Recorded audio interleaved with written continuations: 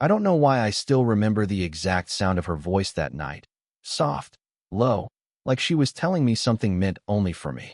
It was late, the kind of late when the street gets too quiet, when even the buzzing of the old lamp outside my window feels loud.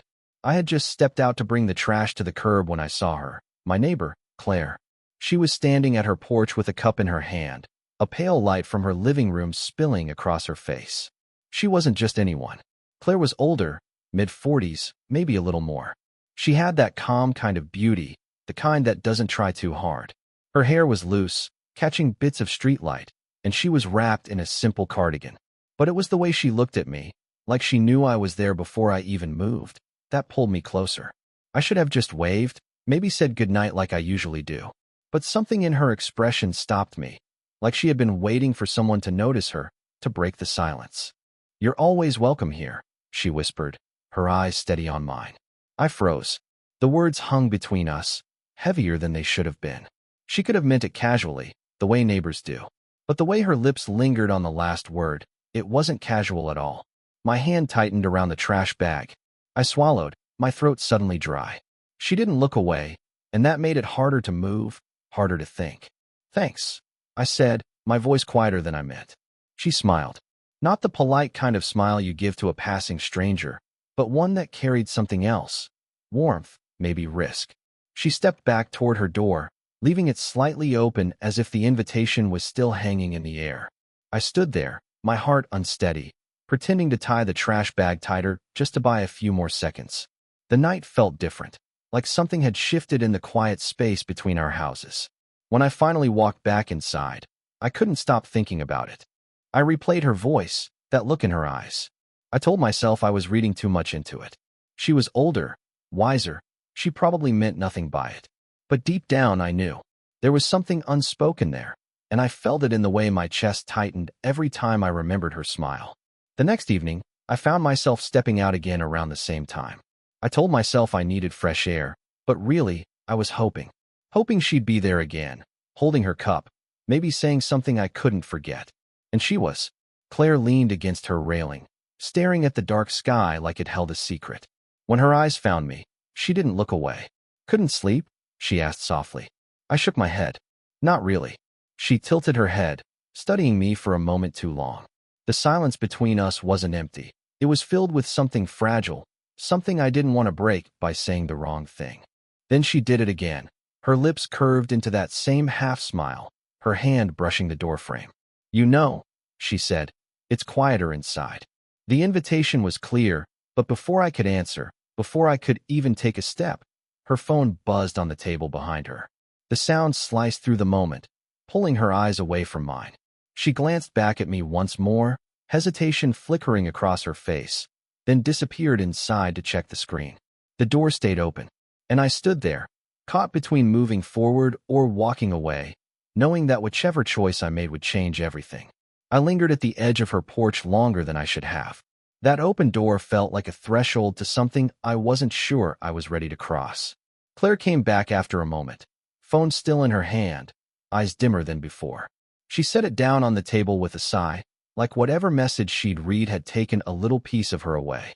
"Sorry," she murmured, brushing her hair back. "Just someone I'd rather not think about tonight." Her voice was casual, but her fingers tapped against the wood of the doorframe, restless. I nodded, though she hadn't explained. She didn't need to. I stepped a little closer, still outside. "I don't mind listening. If you ever want to talk." That earned me a small laugh, short and tired. "You're kind, but it's not the kind of story a neighbor wants to hear." The way she said it made me wonder how much of her life she kept locked away. I knew bits and pieces. She'd been married once, but her husband left years ago. People whispered about it in passing, but no one ever gave details. She had no kids living with her, no family visiting. Just quiet evenings, the occasional light in the window long past midnight. And me, a 20-year-old trying not to let my thoughts drift into places they shouldn't. I told myself it was just curiosity, the way you notice someone who stands apart. But standing there, close enough to see the faint lines near her eyes, the way her cardigan slipped from her shoulder, I knew it wasn't just curiosity. I cleared my throat, trying to shake it off. "I don't sleep much either. My friends, they're all busy," and I trailed off, embarrassed at how small my life sounded compared to hers. She didn't tease me. She just nodded, like she understood loneliness in a way I couldn't yet name. "It's strange," she said softly, "how quiet a house feels when you've spent years filling it with someone else's voice." Something in her tone cut through me. I wanted to reach out, to bridge that silence she carried with her. Instead, I shoved my hands into my pockets and stared at the ground. The risk was obvious. She was older, she was vulnerable, and I was the one who shouldn't even be thinking about this. But every part of me kept leaning closer, even as my mind whispered to back away. "I should go," I finally said, though I didn't move. She looked at me then, really looked. Her eyes softened in a way that made my chest tighten. For a second, neither of us spoke. Then, without a word, she reached out and brushed her hand lightly against my arm. It wasn't long, not even a full second. Just a touch, warm, deliberate, enough to leave a mark I'd feel the whole night. And in that fleeting moment, the silence between us wasn't empty anymore. It was a promise neither of us dared to speak. That touch lingered with me for days. Just the lightest brush of her hand, but it set off something I couldn't quiet. I replayed it at night, wondering if I had imagined the warmth in her eyes. The next time I saw her, it was earlier than usual. Sunlight still touched the roofs, and I was heading back from a late class when I spotted her on the porch. She wasn't holding her usual cup. Instead, she was bent over a pot of flowers, her hair tied loosely, strands falling free. I almost walked past. I told myself I needed distance, that whatever line I thought was there, I couldn't afford to cross it. But then she looked up, caught me mid-step, and smiled. "You always walk by without saying hello?" I hesitated, then walked toward her. "Didn't want to bother you." "You're not a bother." She brushed dirt from her hands, standing upright. Honestly, I could use the company. I stepped onto her porch. Being that close in daylight felt different, too visible. Anyone could see. Still, I stayed. She leaned against the railing, arms crossed. "You're in school, right? Studying what?" "Engineering." "Trying to, anyway." She nodded, thoughtful. "That's good. You'll build things." My ex, he never built anything. Just tore things down. The bitterness in her voice startled me. She rarely spoke about him. "Is he still around?" Her eyes darkened. "Sometimes too close, sometimes far enough I can breathe. He has his own life now. But the pieces of mine," she trailed off, shaking her head. I didn't know what to say. Her honesty felt like a door opening, but also like a warning. Before I could speak, a voice broke the moment. "Claire." A man's voice, rough, familiar to her, but not to me. I turned quickly to see a tall figure walking up the path, gray at the temples, eyes sharp. He carried himself like someone who still thought he had a claim. Claire stiffened. "Mark," she said, her voice flat. "Her ex-husband." He looked between us, his gaze narrowing. "Didn't know you had visitors." I felt my pulse spike. His eyes landed on me, standing too close on her porch, my hands awkwardly shoved in my pockets. "I was just leaving," I said quickly. But Claire's hand brushed my sleeve, stopping me. "No. Stay." The quiet firmness in her voice startled both of us. Mark's jaw tightened. "Suit yourself," he muttered, stepping inside like he still belonged there. The air between us crackled. Claire exhaled slowly, her fingers curling at her sides. "He doesn't knock." He never did. I didn't move, even though I knew I should. "Do you want me to?" "No." Her voice was sharp, then softer. "No. If you leave now, he'll think he's chased you off. I don't want that." Her words pulled me closer without meaning to. We sat outside while Mark moved around inside. The sound of drawers opening, footsteps heavy. Claire didn't look at me, but her knee brushed mine as we sat on the porch steps. Every accidental touch felt intentional, even if neither of us said it. Finally, the door slammed shut. Mark left without a goodbye, his car growling down the street. The silence that followed was unbearable. Claire's hands trembled slightly as she folded them in her lap. "He shows up when he wants. As if this house still belongs to him. As if I still do." Her voice broke at the edges, and before I thought better of it, I touched her hand. She didn't pull away. For a long moment, we sat like that. Her fingers relaxed, slipping into mine like it was the most natural thing in the world. My chest tightened, caught between wanting to hold on and knowing I shouldn't. Her eyes lifted to mine, searching, questioning. And that was when it happened. The space between us vanished. She leaned in, just slightly, and so did I. The world narrowed to the distance of a breath. I could feel the warmth of her lips almost touching mine when she froze. Her eyes flicked to the window across the street. Curtains twitched. Someone was watching. We both pulled back like we'd been burned. My pulse hammered in my throat, my face hot. "Not here," she whispered, barely audible. The words weren't rejection, they were warning. I nodded, throat dry. My hand still lingered near hers, but I forced myself to let go. She stood abruptly, smoothing her cardigan, her voice steadier than her eyes. "It's late. You should go." But as I walked down the steps, I felt her gaze follow me. And when I turned at the sidewalk, she was still there, standing in the porch light, holding herself like she might shatter if I didn't look back. I wanted to run back, to close the distance, to forget about the eyes in the window and the shadow of her ex. But instead, I shoved my hands deeper into my pockets and kept walking. Every step away from her felt wrong. And yet, every step made me want her more. I avoided her for 2 days after that night. Every time I passed her porch, I kept my head down, pretending I didn't notice the light in her window. Maybe it was guilt, maybe fear, maybe both. But on the third night, my phone buzzed. A simple message: "Can you come over?" No explanation. Just that. I didn't think. I just went. Her door was already cracked open, the way it had been the first night. Claire stood inside, barefoot, cardigan draped loosely over her shoulders. Her hair was slightly messy, like she hadn't been sleeping. "You came," she said softly, as if she hadn't been sure I would. I stepped inside, and the door clicked shut behind me. The air between us was heavy, charged.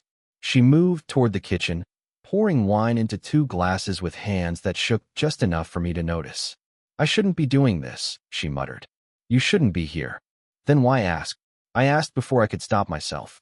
She froze, glass in hand. Her shoulders rose and fell with a shaky breath. "Because I can't stand him barging in here anymore. Because I'm tired of feeling watched, judged. Because," she turned, her eyes meeting mine. "Because when you're here, I don't feel alone." Her words hit me harder than they should have.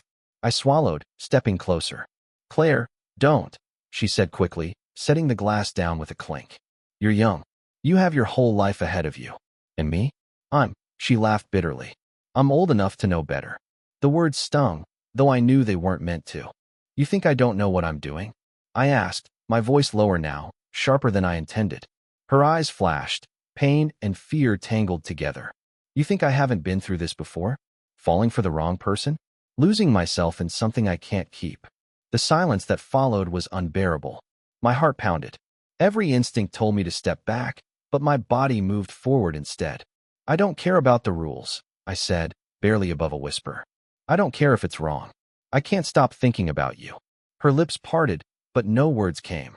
She looked at me like she wanted to fight it, like she needed to. But then her hand rose, trembling, brushing my cheek. The touch was everything I'd been holding back, every moment stretched too thin between us. I leaned in, breath catching. Close enough to taste the wine on her lips, close enough to erase the distance we'd been guarding so carefully. And just as the last inch disappeared between us, a knock pounded at the door. We both froze, inches apart, our breaths tangled, hearts racing. Claire's hand dropped instantly. Her face went pale. The knock came again, louder this time.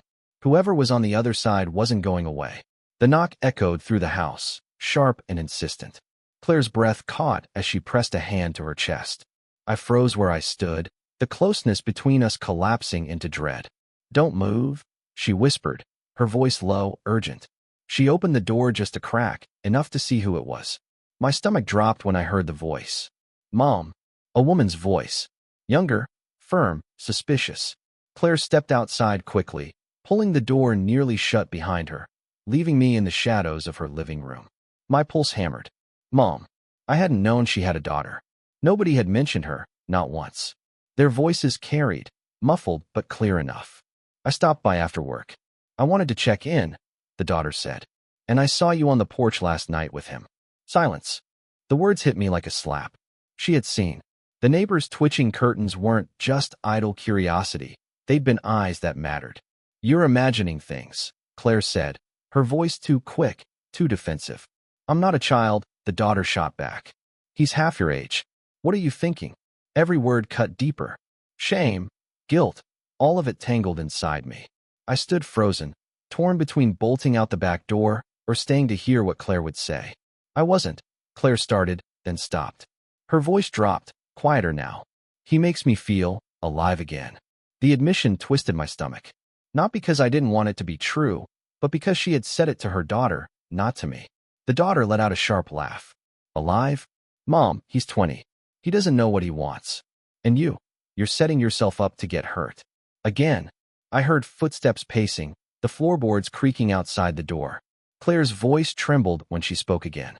Maybe I don't care if I get hurt. Maybe it's worth it. That silenced everything. Even from inside, I could feel the weight of her words. The daughter exhaled loudly, frustrated. You're going to regret this. And when you do, don't say I didn't warn you. A door slammed, the car this time. Tires screeched as she drove off. Claire slipped back inside, her shoulders hunched, her face pale. When her eyes met mine, something in them had changed. You weren't supposed to hear that, she whispered. I did, I said quietly. And I don't care what she thinks. But she shook her head, tears forming at the corners of her eyes. You should care. Because she's right. You're too young. And I don't know how to stop. Her voice broke, and she turned away, gripping the edge of the table like it was the only thing holding her up. I took a step closer, my throat tight. Then don't stop. She looked at me then, really looked. And the fear in her eyes wasn't of me. It was of herself. She didn't move. Her back was still turned, her hands gripping the table as if she were holding herself together with sheer will. The silence pressed down on us, thicker than anything we'd ever shared. Finally, she whispered, if I let this happen, I'll lose her. My daughter. She'll never forgive me. I swallowed hard, my chest burning. And if you don't? She turned slowly, her eyes glossy with tears. Then I lose you. The words tore through me. For the first time, she said it. Not in half smiles or glances, not in whispered invitations, but directly. She admitted what we both had been dancing around for weeks. I don't want to be another mistake you regret, I said, my voice cracking despite how badly I tried to keep it steady. Her laugh was broken, trembling. You think I don't already regret half my life? Regret is easy. What's terrifying is wanting something I can't justify. She stepped closer, the cardigan slipping from her shoulder, her hands trembling at her sides. I could feel the war in her. Fear, desire, guilt, all tangled so tightly it hurt to watch. Claire, I whispered, daring to reach for her hand. She didn't pull away. Instead, she squeezed, her grip desperate. Tell me this isn't wrong, she begged. I shook my head. It feels wrong because it matters. Because it's real. Her breath caught. And then, all at once, the dam broke. She pulled me toward her, and I didn't resist. Our lips met, fierce and unsteady, carrying every ounce of tension, every moment we'd bitten back. It wasn't perfect. It was messy, raw. Tears mixed with the kiss. Hands unsure, like we were both terrified the moment would vanish if we let go. When she finally pulled back, her forehead rested against mine, both of us breathless. This changes everything, she whispered. I know, I said. But maybe that's okay. Her eyes searched mine, desperate for reassurance, for a promise I couldn't fully give. And yet, I held her hand tighter, as if I could anchor her fears. She exhaled shakily. I don't know if I'm brave enough for this. For you. You already are, I said. For a long time, we just stood there, the house quiet except for our uneven breaths.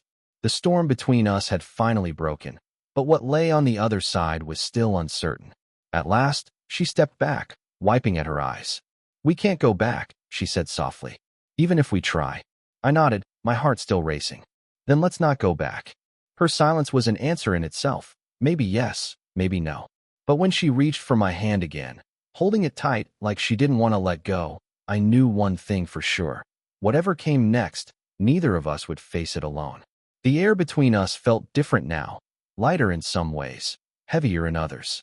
We had crossed through storms of longing, guilt, and fear, and somehow landed here, on quieter ground.